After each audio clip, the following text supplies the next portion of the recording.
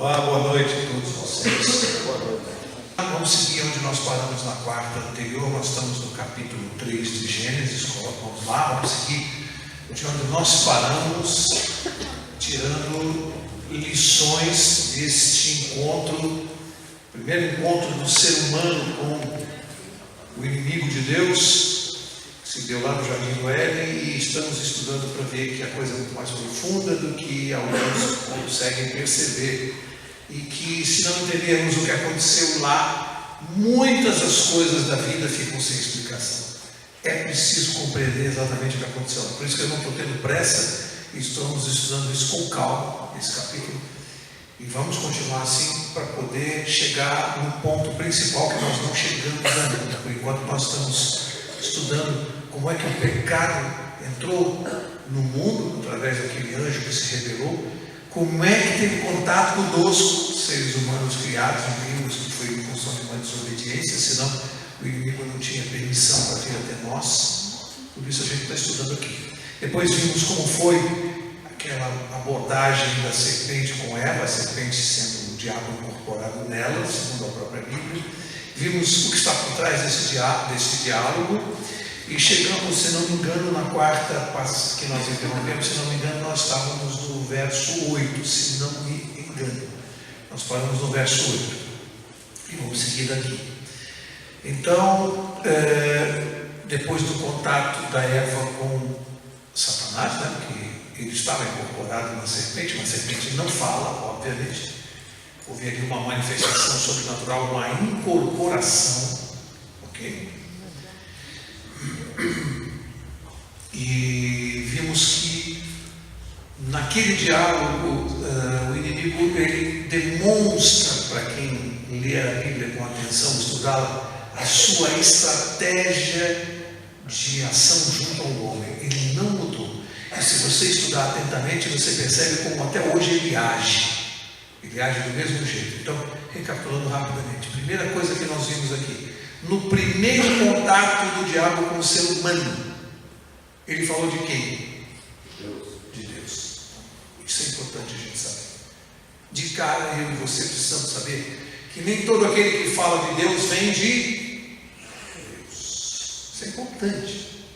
É importante saber que uma das estratégias do diabo para nos enganar é falar de Deus. E é isso. Alguém poderia ficar em dúvida e dizer, pois então, como é que nós vamos fazer? Mas é simples. Ele fala de Deus, mas não fala exatamente o que Deus disse. Ele distorce a palavra de Deus, como ele fez aqui. Significa que a única maneira de eu e você não sermos enganados, qual é? Qual é o único jeito? Já que ele fala de Deus. Conhecer a palavra de Deus, porque aí somos capazes de discernir o certo do errado. Aqui, com Eva, ele falou de Deus, ele diz assim, foi isso que Deus disse para vocês, que vocês não podiam comer de todas as árvores do jardim. Era isso que Deus tinha dito. Ele citou a palavra de Deus, mas citou distorcida, e é o que ele faz. Através das religiões, o diabo continua utilizando a palavra de Deus, tanto que a esmagadora maioria das religiões, elas estão com a Bíblia na mão, embora leiam muito pouco, citem muito pouco. Mas quando fazem, citam distorcendo, que é isso que o diabo faz. Tá? Aqui um parênteses breve, nós estudamos isso no livro na série de Daniel, só para recapitular um detalhe. Durante todo o período da Idade Média, a estratégia do diabo contra o povo de Deus, qual foi? Daniel capítulo 7, verso 25, perseguir o povo de Deus, estão lembrados? Perseguir. Durante toda a Idade Média, o povo foi perseguido, então eles eram mortos em fogueiras, eram torturados, as Bíblias eram queimadas. Isso aconteceu durante 1260 anos, isso é bíblico. Tá? Essa foi a estratégia. Depois de um determinado ponto, quando terminou esse período profético, o diabo entendeu uma coisa que ele não vinha entendendo, porque com a perseguição ele imaginava exterminar o povo de Deus da terra. E não foi o que aconteceu. O povo de Deus crescia cada vez mais, a progressão era geométrica, muito mais.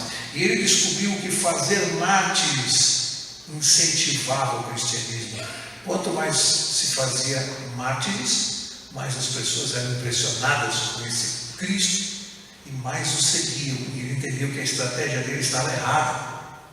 Ele resolveu mudar de estratégia, como a própria Bíblia profetizou. Então, ao invés de perseguir e matar cristãos, ele decidiu criar religiões, proliferar as denominações e se infiltrar nas igrejas, distorcendo a sua doutrina, de maneira a gerar descrédito em relação à igreja e ao povo de Deus. Porque as pessoas começam a ver tantas religiões pregando coisas diferentes que dizem assim: eu não vou para uma igreja, não adianta, cada um fala uma coisa. Percebe que a estratégia foi mais inteligente. Se infiltrar e confundir as pessoas através da distorção da palavra de Deus. É a mesma estratégia que ele usou com Eva.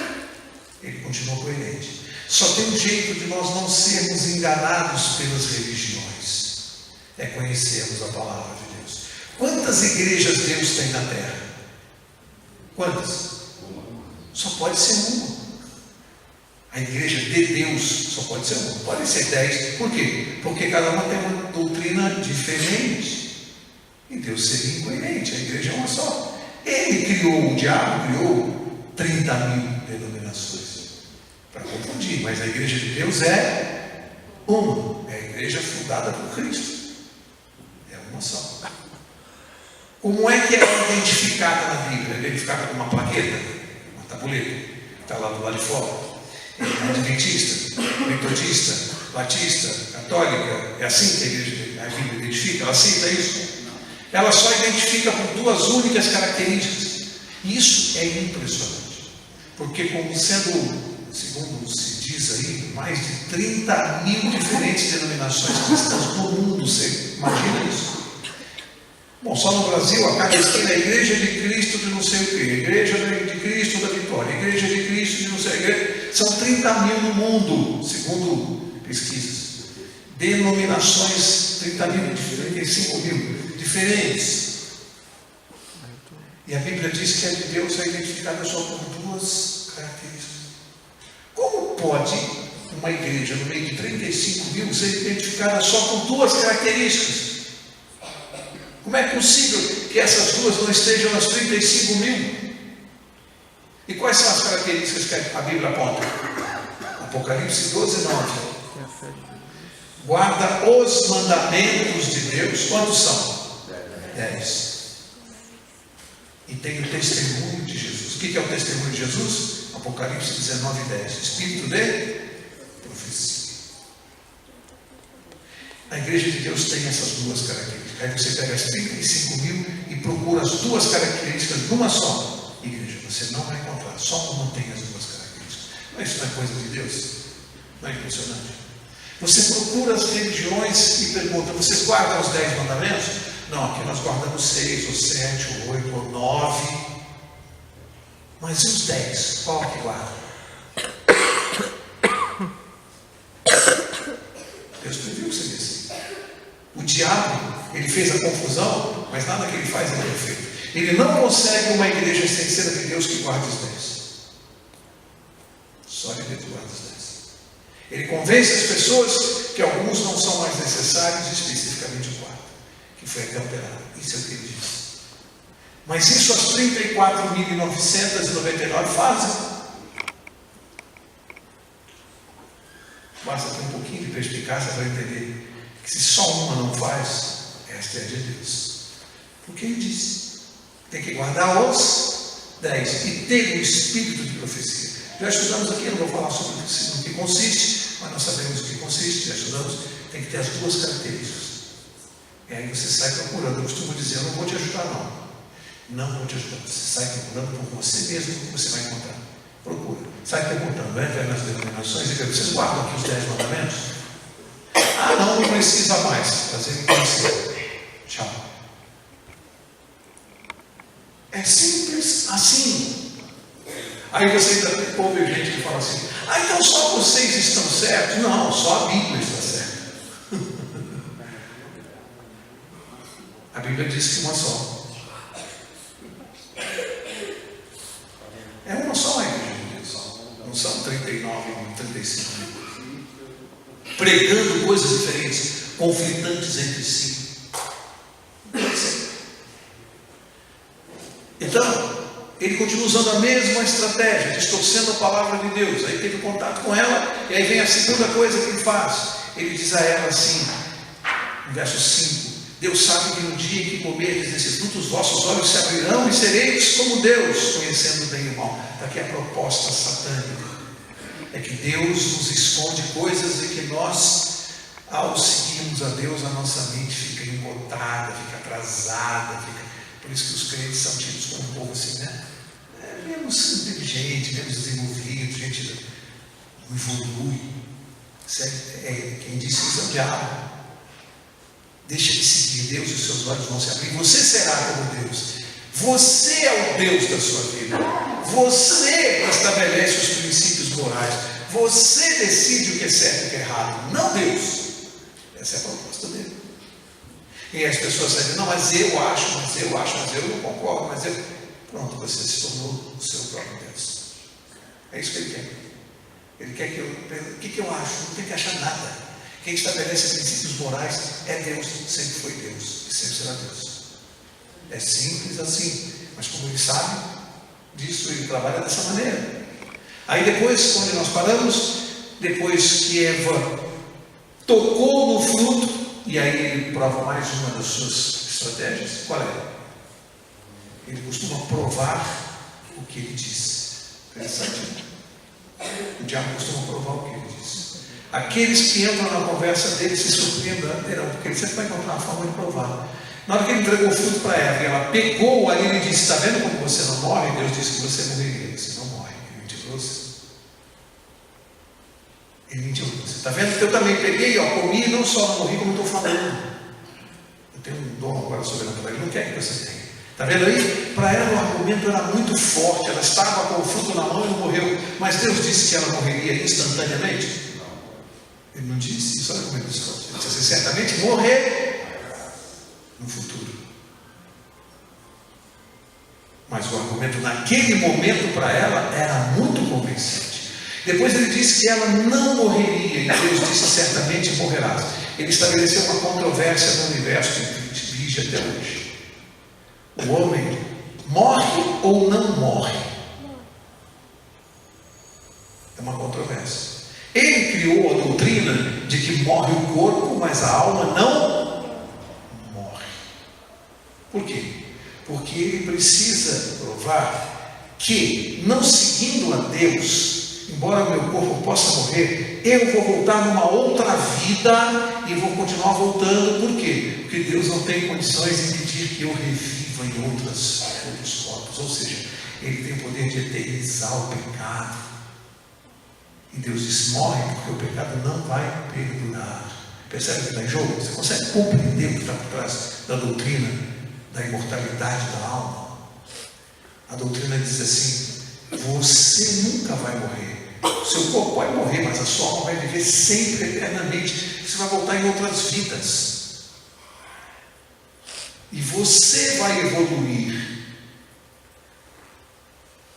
Significa que eu não consigo eliminar o pecado. E aí, o que ele cria? A doutrina do inferno, que é uma doutrina satânica. O que é a doutrina do inferno? É alguém sofrendo eternamente, queimando num fogo. Bom, primeiro, como é que alguém pode ficar queimando num fogo e não ser destruído, não ser consumido? Se qualquer coisa que queima, queima até consumir, virar cinza. Mas a doutrina de que a alma não morre, ela leva a pessoa a acreditar que ela vai sofrer eternamente dentro de um fogo. Isso é um inferno. Alguém sofrendo infinitamente. Olha as consequências da doutrina e o que ele vai criando no paralelo. Alguém que acredita no inferno, que a pessoa fique queimando, isso condiz com Deus. Um Deus de amor quer ver pessoas gritando na eternidade no fogo. Você viu o que o diabo faz? Mas isso não é à toa. Está dentro da doutrina da imortalidade da alma. Se a alma não morre, como é que ela queimando vai morrer? Se ela não morre. Vocês compreendem? Mas é impressionante que o mundo não compreende isso. Não consegue perceber que não há lógica. E aí, chega no verso 8, o que acontece? Eva comeu, deu para Adão, ele pegou e comeu. Os dois pecaram. Falei aqui insistentemente que o pecado ele é um vírus que ele entra no ser humano como se fosse um vírus no computador que não tem spam para eliminar esse vírus. Entrou, contaminando, não tem mais o que fazer. O pecado, na verdade, é uma doença espiritual sem cura, por recursos humanos. Ele não tem cura. Por recursos humanos não se cura o pecado. A doença é incurável. Nós não herdamos, preste atenção, gente, por favor, porque tem gente que se confunde com isso. Nós não herdamos a culpa de Adão e de Eva, porque seria injusto. Ele que apronta, eu que pago. Não, nós não estamos herdando a culpa, seria injusto. Nós estamos herdando a inclinação, a tendência, o vírus. O vírus é transmitido de geração em geração, não a culpa é dele. Eu tenho culpa pelos meus pecados, não pelos de Adão. Eu herdo a doença que é transmitida de forma quase que hereditária na natureza humana. Todos que têm a natureza humana adquiriram a doença transmitida, chamada pecado. Guarde uma coisa importante, há uma diferença seríssima entre pecados e pecado, singular e plural. O que são pecados no plural? Atos, comportamento. Então eu cometo pecados, são atos, é o meu comportamento. Eu posso adulterar, eu posso roubar, são atos. O que é pecado no singular? É uma condição. É uma condição. Eu sou um pecador. Porque eu sou um pecador, porque na minha natureza eu adquiri a doença, porque eu sou um pecador, eu peco. Pecar é consequência de ser um pecador. Então, eu não sou um pecador porque eu peco. Eu peco porque eu sou um pecador. Está difícil de entender? O problema é o que eu sou, não o que eu faço. As pessoas estão preocupadas com o que elas fazem, o que os outros fazem. Elas não compreendem que o problema não está no que fazem. O problema é no que nós somos. Nós somos pecadores. O pé de laranja, ele dá o quê? Porque ele é pé de laranja. Ele é um pé de laranja. Por isso ele dá laranja. Não adianta você ficar com uma tesoura, você não gosta de laranja. Aí você fica com um facão. Cada vez que surgir uma laranja vai crescer, você corta. Você vai ficar quanto tempo fazendo isso? A vida toda. Por quê? Porque pé de laranja dá pecador, produz pecado. Tentar corrigir esse problema é perda de tempo, é enxugar gelo. É enxugar gelo. O problema é o que nós somos, não o que nós fazemos. Então não adianta ficar cortando laranja, não adianta ficar corrigindo uma pessoa que só peca, porque o problema está no que ela é, no que eu sou. Vocês entenderam? É uma doença incurável, nós somos doentes. Eu sou um doente, eu não tenho como mudar mais a minha natureza. Eu vou pecar. O pecado ele é democrático, porque ele é universal e ele é espontâneo. Ele não depende de nada. Eu vou pecar naturalmente. Ele é espontâneo. Eu preciso de uma força sobrenatural para impedir que eu peque.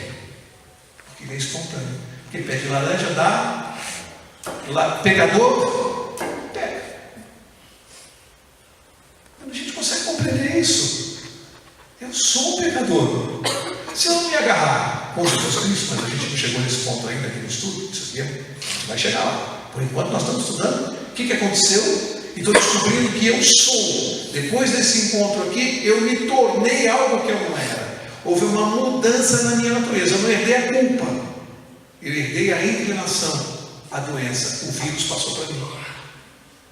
Se você ficar do lado de uma pessoa limpada, você vai pegar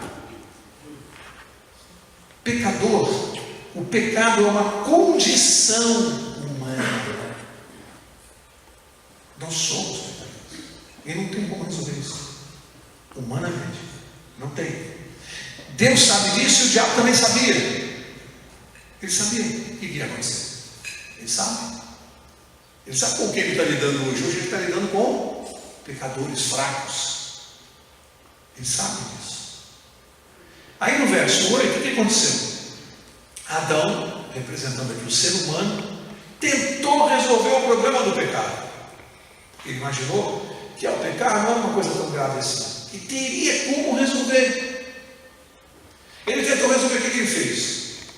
Se escondeu de Deus, verso 8. ouviram a voz do Senhor, passavam no jardim pela direção de Deus. Escondeu-se Adão e sua mulher da presença do Senhor Deus entre as árvores do jardim. Qual é a primeira coisa que o pecador faz? Primeira coisa, ele tenta resolver e ele se esconde de Deus. O pecador, ele tem uma tendência a não buscar Deus, é uma tendência. Para buscar, ele precisa de uma força sobrenatural, não é espontâneo. O pecador não vem aqui espontaneamente, para vir, ele tem que vir com poder, lutando contra tudo que impede ele de vir. Deu para entender? Não é natural, não é espontâneo. Você tem que se agarrar firme, ser determinado, disciplinado para você não faltar. Porque naturalmente você não vem espontaneamente. Não vem. A tendência do pecador é fugir de Deus. Por quê? Porque a presença de Deus revela a nossa natureza. Quando eu estou diante da palavra, ela revela quem eu sou. Porque eu percebo que eu não consigo fazer o que está aqui. Com a natureza que eu tenho, eu não consigo fazer o que está aqui. Eu não gosto de fazer o que está aqui. Não é agradável, não é gostoso, não é cansativo, é chato, eu não gosto. Por quê? Porque com a natureza que eu tenho, isso aqui me desagrada. Não gosto. Deu para entender? Não é natural. Até o pecado faz com que a gente fuja de Deus. Aí ele se escondeu. Se escondeu, e aqui a gente tem que dar a risada do ridículo do Adão, né? Porque é possível alguém se esconder de Deus? Mas ele foi esconder atrás de uma árvore e pensa, Deus não está me vendo. Esse é o ser humano. Você está dando risada, mas quando você traz essa árvore para os nossos dias, quais são as árvores atrás das quais o homem hoje está se escondendo de Deus? Quais são? Cultura, poder, dinheiro. Cultura, tem uns caras que se escondem de Deus através da cultura, né? Ah, não, Deus é coisa para fraco. Eu acredito em coisas mais intelectuais, autoajuda. Cultura, muita gente se esconde de Deus atrás da cultura, é uma árvore. O dinheiro, quantos se escondem de Deus? O cara que é muito rico e poderoso, ele acha que ele não precisa de Deus. Ele é o Deus, não precisa de nada. Está se escondendo de Deus atrás do dinheiro, através da... Pode pensar, tem um monte de árvores, cada um sabe qual é a árvore para você se esconder de Deus. Entendeu o que a Bíblia está dizendo? A Bíblia está falando daquilo que serve para a gente se esconder de Deus. É uma árvore. Adão se escondeu. E Deus foi lá, né? Onde estás? Verso 9, né? Mas chamou o Senhor Deus ao homem e perguntou, onde estás? Sabe por que Deus perguntou? É porque Deus não sabia, né? E Deus está perguntando para nós hoje, você, por onde você anda? Onde você está? Onde você está? É muito individual para a gente responder isso, né? Onde nós estamos aí? Muito perto, muito longe dele, escondido atrás do quê? Deus está perguntando, onde você está?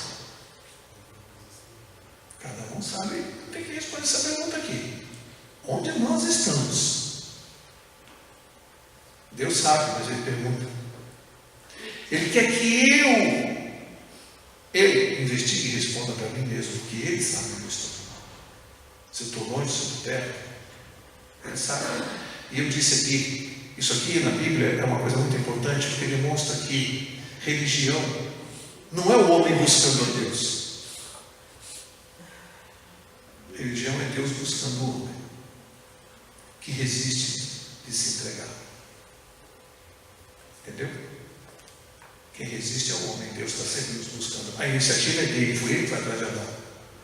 E o ser humano pensa assim, o homem está buscando a Deus. Não é nada, Deus está buscando o homem há muito mais tempo. Desde que nós nascemos, ele está atrás de nós, desde que nós nascemos.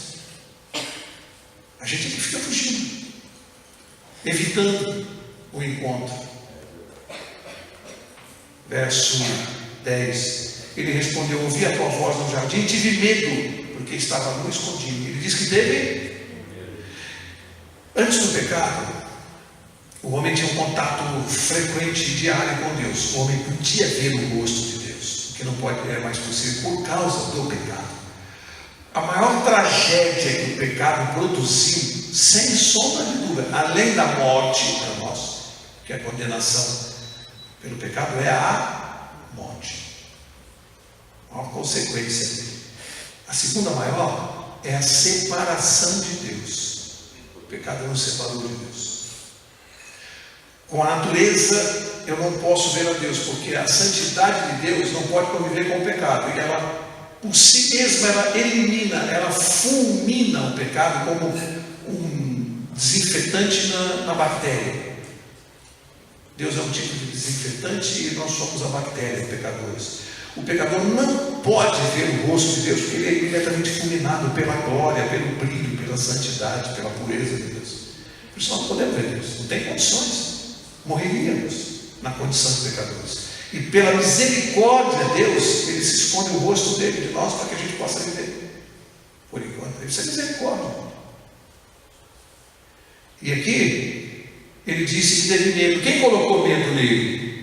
Se antes ele não tinha medo de Deus. Por que depois que ele pecou, ele passou a ter medo se ele não tinha? Quem colocou medo? O diabo, depois de ter aquela conversa, certamente você não vai morrer, não pode comer. Depois que ela comeu e o vírus entrou, agora ele pode mostrar a cara. Então, agora vocês vão ver o Deus que vocês seguem. Agora ele vem aqui para matar vocês. Como é que ele faz isso hoje com o pecador? Para o pecador ter medo dele. Como é que ele faz isso hoje? Ele convence o ser humano que Deus é só justiça. E Deus é justiça? É. Mas ele convence que Deus é só justiça. Então ele convence o ser humano assim: Deus é um Deus que não admite erro. Se você fizer coisa errada, Ele vai te castigar. É um Deus castigador. E hoje muita gente é fiel e obediente a Deus, não por amor, por medo. Grande parte do cristianismo segue a Deus por medo. Medo de perder a salvação, medo de pegar uma doença, medo de perder emprego, medo. Quer ser fiel com medo da punição. Eu vou ser fiel a Deus não porque eu amo, mas porque senão eu vou perder minha salvação, vou queimar no inferno. Aí o cara é fiel pelo motivo errado. Tem valor para Deus? Tem valor para Deus ser fiel com medo? Não tem. Não tem valor eu seguir Deus por medo. Ou é por amor ou não interessa para Ele. Ele não quer ninguém que seja fiel por medo, porque a base do governo de Deus é o amor. Só tem medo quem não conhece o caráter de Deus. Quem conhece não tem medo, porque Ele não é castigador. Só tem quem não conhece o caráter de Deus. Isso foi coisa de Satanás. Ele convenceu o homem de que se você não servir a Deus, Ele está escondido atrás de uma montanha, quando você aparecer Ele vai te dar uma palmada. Então Adão, quando soube que pecou e sentiu a mudança na sua natureza, ele sabia que Deus viria no final do dia. Quando Deus apareceu, ele quis esconder e teve medo, porque o diabo falou assim: agora você vai ver, agora ele vai te matar, ele vai te castigar. Como é que ele faz isso hoje, Satanás? Ele convence a pessoa assim: você aprontou? Você vai morrer, você vai vir numa nova vida aleijada. Vai ser o seu carro. Você vai vir cego. Você vai vir sem uma mão. Se você roubou, você vem sem mão. Essa é a doutrina do carro. É a mesma. Para colocar medo. Porque a única coisa que o diabo não quer é que a gente ame a Deus. Ele quer que você tenha medo dele. Se você vai seguir depois, para ele está tudo bem. Só que você tem que ter medo. Tem que ser pelo motivo errado. Dá para amar um Deus que convence a pessoa que ela tem um carro meio cega? Dá para amar um Deus assim? Entende o que ele faz? É isso que ele faz. Ele convence que eu siga a Deus, mas que seja por medo, que não seja por amor. A estratégia é muito clara, é visível. É medo. Verso 11. Perguntou-lhe Deus: quem te mostrou que estava ali? Comeste da árvore de que eu ordenei que não comesses? Deus sabia o que eles tinham feito? Deus sabe todas as coisas. Antes de comer, Deus sabia que eles iam comer. Mas Deus já sabe como pode lidar com o mal. O mal viria de qualquer maneira, Deus sabe, Deus sabe. O mal viria. mas o que Deus quer mostrar para nós é que, com a experiência com o mal, eu nunca mais vou querer. O mal vai ser extirpado, porque o ser humano teve uma experiência com o mal e não vai querer mais saber disso. As consequências estão muito visíveis. Uma coisa é você dizer para uma criança: não põe a mão, senão você vai queimar. Ele pode ser obediente e não colocar, olha, esse é o plano de Deus. Mas ele pode ser desobediente, e aí vai colocar, vai queimar, nunca mais ele vai colocar a mão no fogo, porque teve a experiência. O pecado está fazendo isso conosco. O pecado está fazendo a gente ter uma experiência, que quando Jesus voltar, ele vai mostrar: foi bom, valeu a pena, foi legal.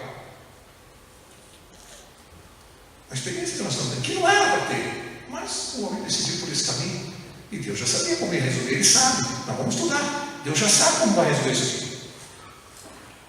Ele não foi pego de surpresa, o diabo sim. Vamos ver? Deus não foi pego de surpresa, o diabo sim. Vamos ver. Verso 12, olha que coisa. Disse o homem: a mulher que me deste por companheira deu-me da árvore e eu comi. Eu disse aqui na quarta passada, e vou repetir, isso não coloca nenhum dos dois em grau de superioridade. A mulher comeu do fruto porque desobedeceu a Deus e duvidou de Deus. Deus falou que não pode, o diabo veio: não acontece nada, pode. Ela duvidou, pegou e comeu. Adão comeu e pegou do mesmo jeito, por um motivo diferente, o que não coloca ele numa condição melhor. Mas ele fez isso por amor a Eva. Ele amava tanto Eva, que ela comeu e falou: bom, eu não quero perder essa mulher, estou aqui, como diz o pessoal, estamos juntos. Estamos juntos. Foi por amor a ela. Comeu. Agora, depois que o pecado entrou na natureza dele, Deus falou assim: quem te mostrou? Você comeu da árvore? Ele disse assim: a mulher que tu me deste me deu e eu comi. Depois que o pecado veio, qual foi a primeira pessoa que ele acusou? Você viu o que o pecado faz? Vocês percebem o que o pecado faz? O que esse vírus faz aqui depois que ele se instala? É uma modificação na forma de pensar e de agir. Aquela que ele amava agora é a culpada. Mas ele culpou só a Eva. O que vocês acham? A mulher que tu me deste. Além de Eva, quem é culpado? Se o Senhor não tivesse me dado essa mala sem alça, ele não tinha pecado. Jogou a culpa em quem? Você já viu pessoas nesse mundo que não assumem seus erros e jogam a culpa também em Deus? Também em Deus. Tem gente que culpa Deus. O Senhor deixou acontecer, o Senhor permitiu, o Senhor. Agora ela e Deus é culpado. E Deus ainda tem que ouvir isso. Olha a mudança de comportamento visível. Vocês percebem agora a atuação do pecado? Como ele modifica, como ele altera a percepção, pensamento, ações. O pecado altera tudo. O vírus entrou na máquina e alterou o comportamento do computador. Essa doença está instalada. Verso 13. Então disse o Senhor Deus à mulher. Deus então se dirigiu a ela: que é isto que fizeste? Respondeu a mulher: a serpente me enganou e eu comi. Quem é culpado? Quem é culpado? Alguém está assumindo aqui? Alguém está assumindo? Terceirização do pecado, né? Alguém está assumindo alguma coisa? Não é o retrato do ser humano. O ser humano assume que ele é miserável, pecador, sem vergonha, que ele não presta. Sabe, uma das coisas do pecado, a ironia, é que através do estudo da Bíblia, a ironia é que nós não vamos descobrir que quem é mau é mau. A ironia do pecado é descobrir que quem é mau e quem é bom pode ser muito mau. Vou repetir. A gente lida no mundo e acha que as pessoas que se mostram más são más e está tudo certo. Mas a gente acha que tem pessoas que são boas. Aí a Bíblia nos mostra que não tem ninguém bonzinho, porque todos nós somos pecadores. Então a gente vai se surpreender achando que aquele que tinha aparência de bom é muito mau. Essa que é a grande surpresa da revelação bíblica. Não existe bom, gente. Pecador é pecador. Uma hora ou outra ele vai pecar. Uns mais, outros menos. Uns vivem com muita luz nesse mundo, muita informação. Outros vivem com pouca luz, vivem na escuridão. Mas graças a Deus que não é isso que vai nos salvar. Não é o cara que tem muita informação que vai se salvar por essa razão. Nem o que não tem informação nenhuma vai perder a salvação. Não. O que vai nos salvar é o que nós fazemos com o quanto nós sabemos. O cara sabe pouco, mas o que ele sabe, ele é sincero com Deus, ele vai se salvar. Sabe pouco, mas é sincero.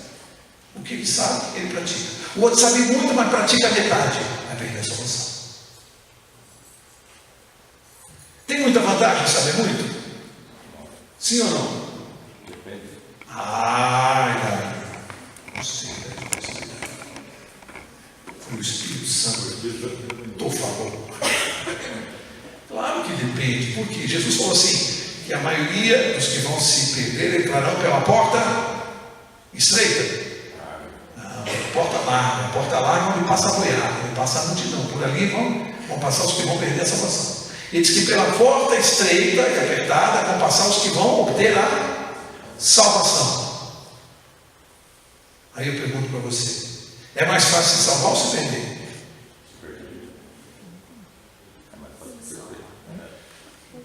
Agora eu não pode fazer ridículo. É mais fácil se salvar ou se perder?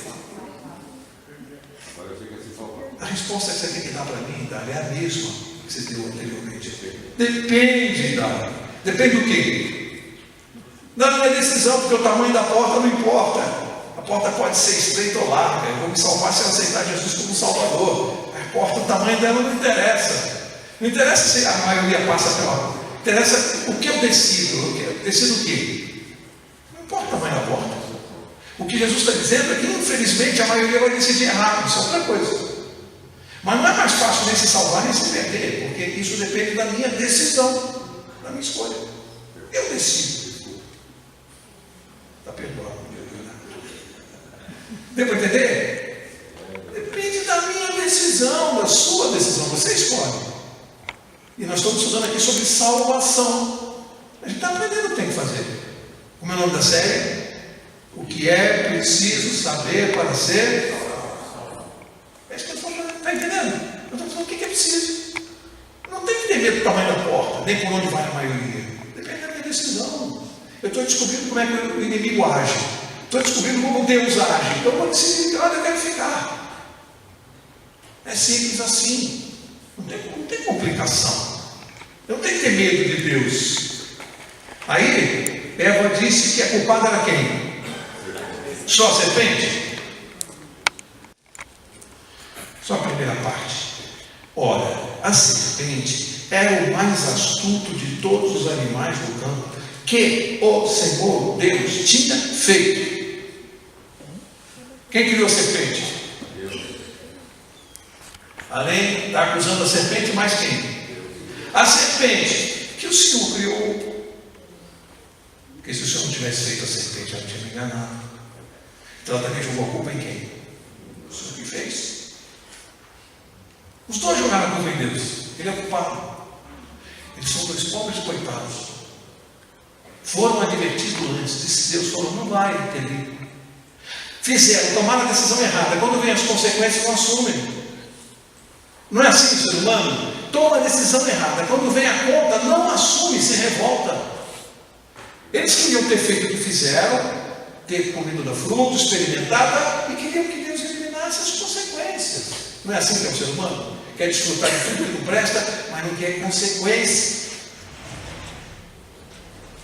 Está aqui mostrando para nós como é. Os dois não assumiram o livre-arbítrio deles. Esses que estão no livre-arbítrio. Agora a conta chegou. Qual é a conta? Qual é a conta deles? É a nossa morte. Nós nascemos salvos ou perdidos? O bebê, quando nasce, uma criança, ela nunca pecou. Tem 2 dias de vida, nunca pecou. 2 dias. Está no colo da mãe. Essa criança está salva ou perdida? Por que ela está perdida? Porque não importa os pecados, importa o pecado. Ela nasce com a natureza pecadora, ela também está perdida. A Agora, você entendeu porque a gente estudou a diferença entre pecados e pecado? Ela não precisa cometer os atos de pecado, porque ela é pecadora. Nasceu perdida. Naturalmente ela vai começar a falar, andar e vai pecar. É natural. Entendeu? Então o problema é o que ela é, não o que ela faz. Enquanto as pessoas tiverem foco naquilo que os outros fazem, estão enganados em relação ao plano de Deus. Nosso problema não é o que nós fazemos, gente. Tira os olhos do que as pessoas estão fazendo. Coloca os olhos no que as pessoas são, no que eu sou. Aí eu vou ter mais misericórdia. Porque quando o cara aprontar, eu vou lembrar, coitado, ele também não tem culpa em termos, porque ele é pecador. Ele precisa de Jesus tanto quanto eu. Ele é pecador. Isso muda o nosso conceito de vida. A pessoa é. Não tem bonzinho aqui nessa história. Eu percebi, não tem bonzinho. Agora, tem aqueles que descobrem, como nós, que nós somos pecadores. Então, aí o cara veio, estudou a Bíblia e descobriu. Olha a revelação, fantástica. Eu sou um pecador, eu não tenho jeito. Eu descobri com 40 anos. Eu sou pecador. Não tem jeito para mim. E aí o que acontece? Eu tenho consciência disso. O que eu faço? O que faz alguém que descobre que tem uma doença? O que faz essa pessoa? Procura se tratar. Vai para o hospital para se tratar. Vai se internar para se tratar. O que faz o pecador quando descobre que ele é pecador? Ele vai se tratar. Moral da história, a gente podia trocar o nome que está aí na frente. Em vez de escrever assim, igreja, escrever hospital espiritual.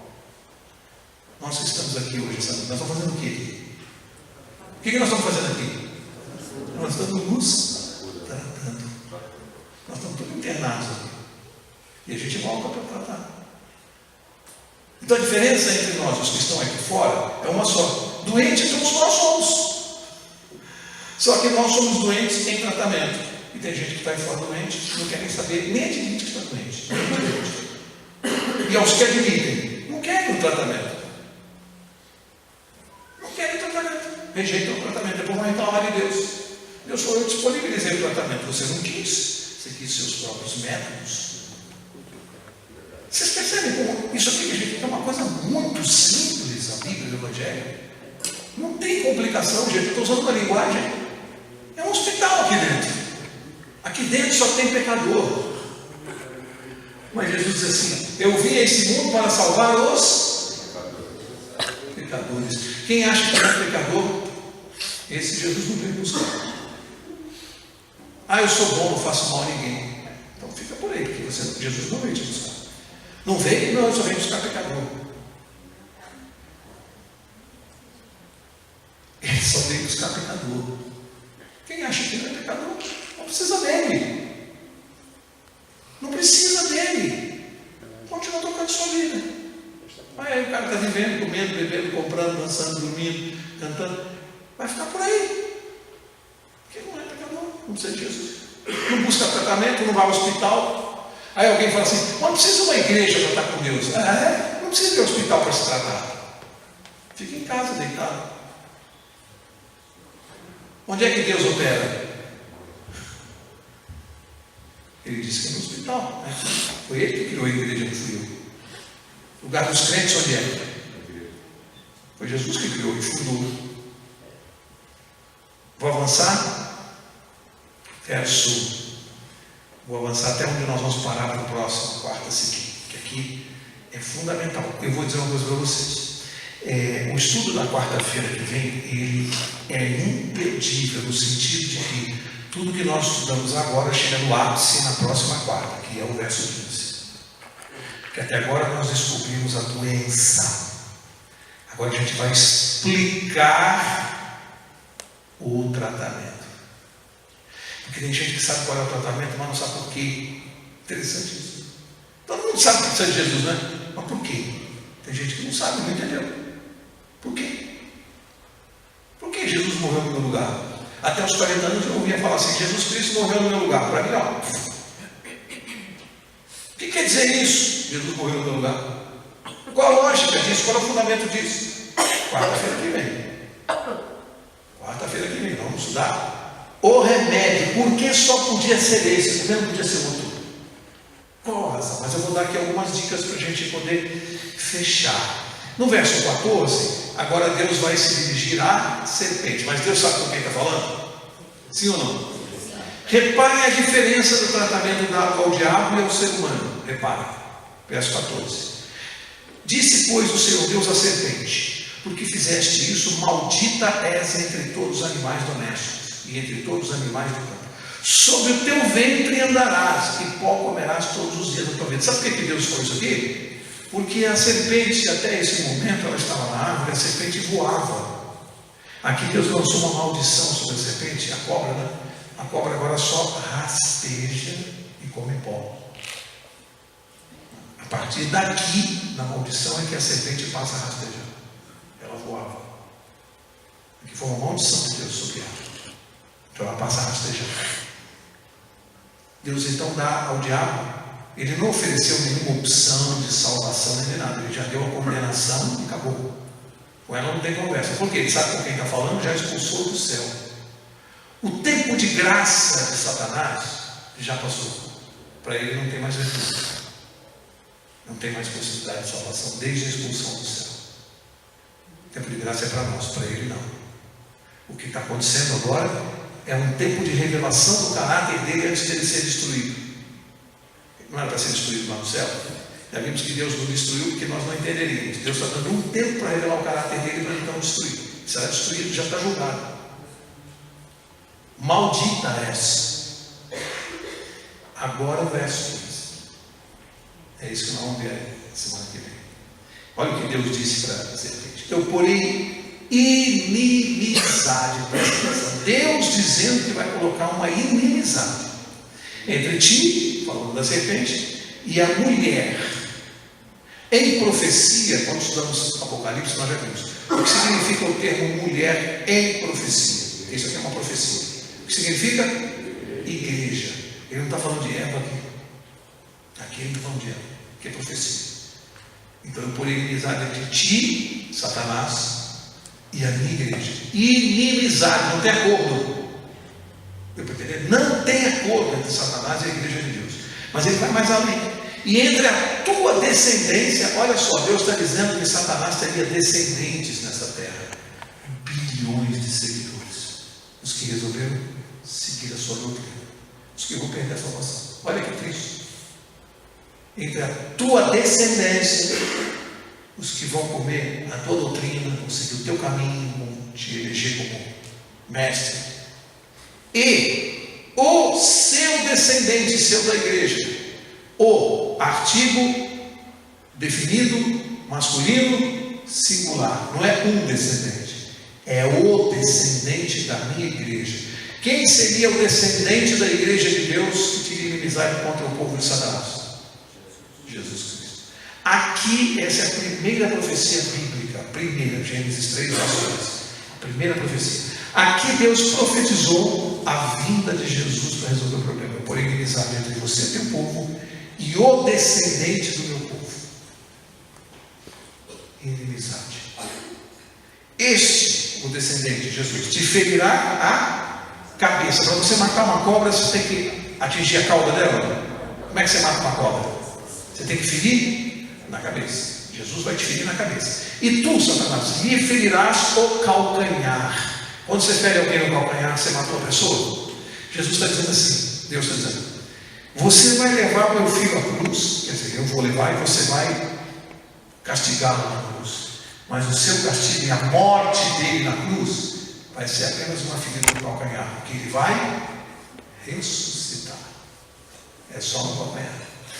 Mas a morte dele na cruz vai te matar para sempre. Então, pergunta: quando foi definida definitivamente a condenação e morte de Satanás? Na cruz. Na cruz. Até a cruz ele estava condenado. Na cruz decidiu-se a sorte dele por essa profecia. Quando Jesus foi levado à cruz e estava agonizando e disse, das 7 últimas palavras dele, a última, quem se lembra qual foi a última antes de fechar os olhos? A última das 7 que ele pronunciou na cruz. Jesus pronunciou 7 palavras na cruz, só. Qual foi a 7ª? Está consumado. Consumado o quê?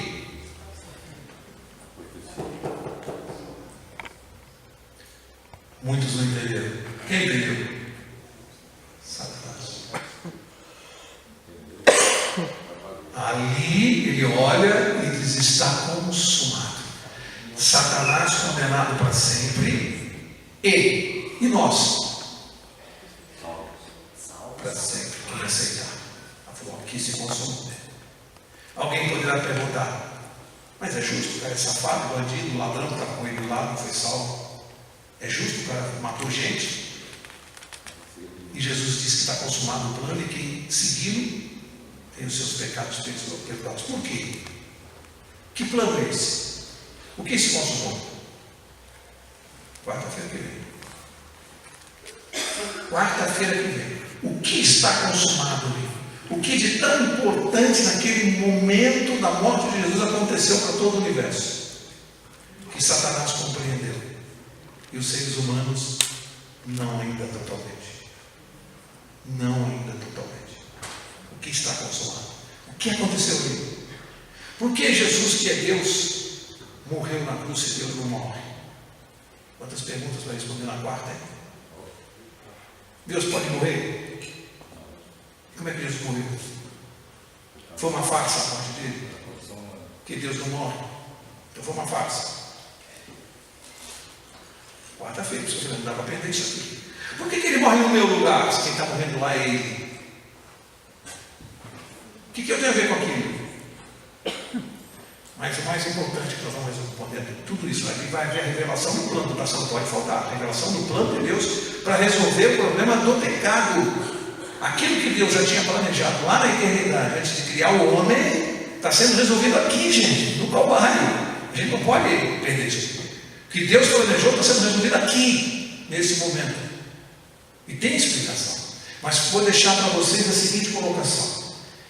Deus disse: certamente morrerás. O inimigo disse: certamente não morrerás. A princípio, se você for estudar isso aqui de maneira humana, quem parece ter razão?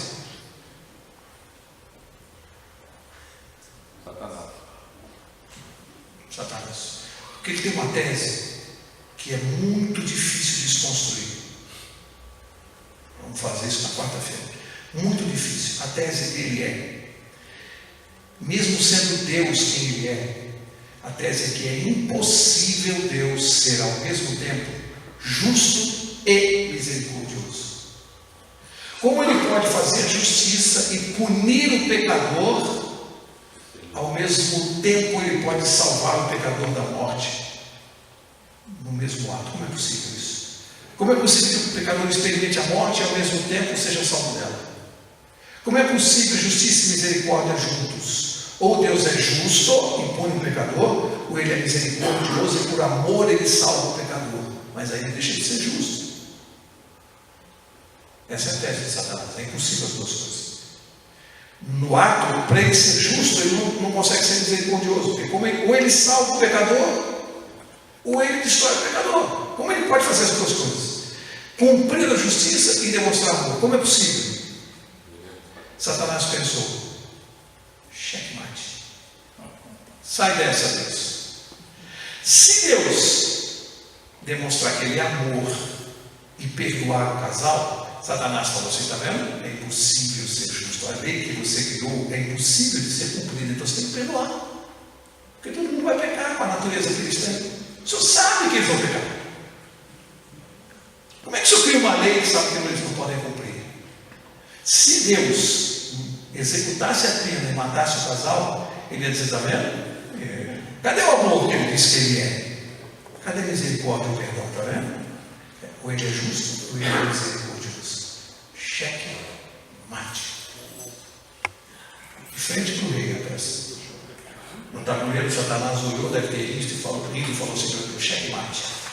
Sai dessa. Você quer saber qual foi a jogada de Deus? Quarta-feira. Não é legal esse tabuleiro? Checkmate. Como pode ser justo e misericordioso ao mesmo tempo? Ele imaginou: peguei Deus, vou surpreendê-lo.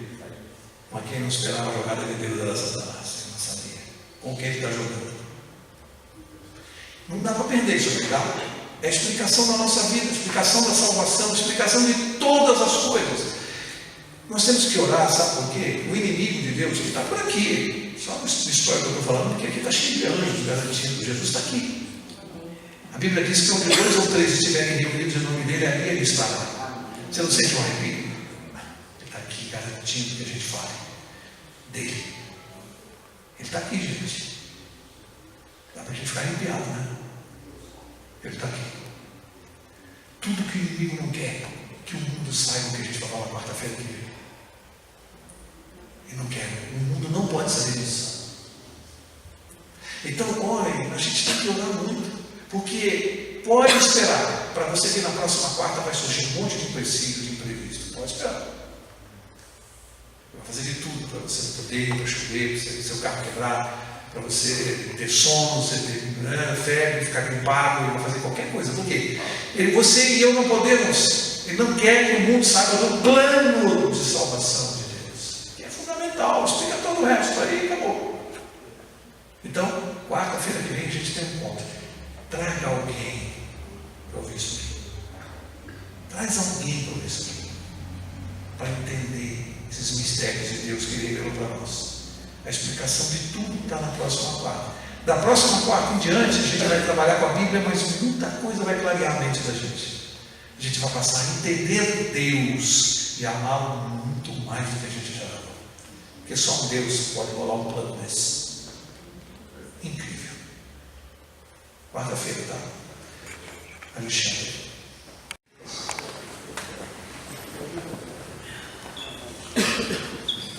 Obrigado, Senhor, pela revelação da sua palavra, mas hoje quero te agradecer de forma muito especial pelos planos que o Senhor tem para nós. Sempre planos bons, sempre planos para a nossa felicidade. Por isso, Senhor Deus, nós queremos te pedir também que o Senhor nos ajude a aceitar esses planos na nossa vida. Despeça no Senhor, na sua companhia, e desde já, Senhor, tome providências para que possamos ouvir a mensagem que será apresentada aqui na próxima quarta-feira. Em nome de Jesus.